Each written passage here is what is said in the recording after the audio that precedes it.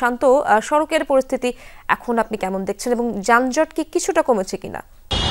ইরশাদ, জাহাঙ্গীর গেটের যে আন্দোলন, সেই আন্দোলন অবরোধ প্রত্যাহারের কারণে একপাশের সড়ক কিছুটা স্বাভাবিক হয়েছে, কিন্তু আমরা এখানে ফার্মগেট থেকে কারওয়ান বাজারের দিকের যে সড়কটি রয়েছে সেই সড়কে কিন্তু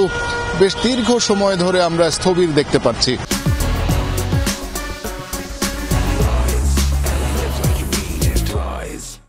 যদিও কিছুক্ষণ পরপর অথবা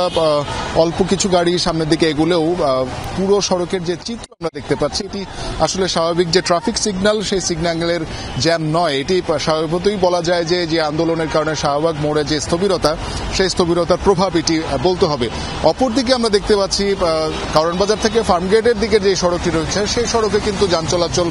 একদমই কম, অর্থাৎ এক পাশে জ্যাম, অন্য পাশে কিন্তু আমরা স্থবিরতা দেখতে পাচ্ছি অথবা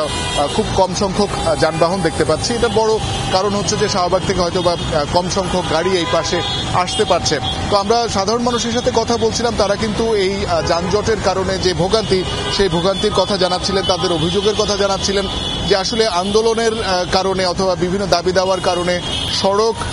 অবরোধ করে আসলে সাধারণ মানুষকে, অসংখ্য মানুষকে তাদের যে ভোগান্তিতে ফেলা হয় সেটি নিয়ে তারা কিন্তু প্রশ্ন তুলেছেন এবং বারবারই বলছিলেন যে দাবির সাথে তাদের আসলে সম্পৃক্ততা নেই অথবা যে ঘটনার সাথে তাদের কোনো সম্পৃক্ততা নেই, কিন্তু সেই ঘটনার আলোকে যে আন্দোলন হচ্ছে সেই আন্দোলনের কারণে তাদেরকে ভোগান্তিতে পড়তে হচ্ছে, ঘন্টার পর ঘন্টা সড়কে আটকে থাকতে হচ্ছে এবং স্বাভাবিক যে তাদের কর্ম পরিকল্পনা অথবা তাদের যে অফিস কাজ অথবা জরুরি প্রয়োজনে বিভিন্ন জায়গায় যাওয়ার যে বিষয়, সেটাতে কিন্তু একটা বড় ভোগান্তির শিকার হচ্ছেন তারা কিন্তু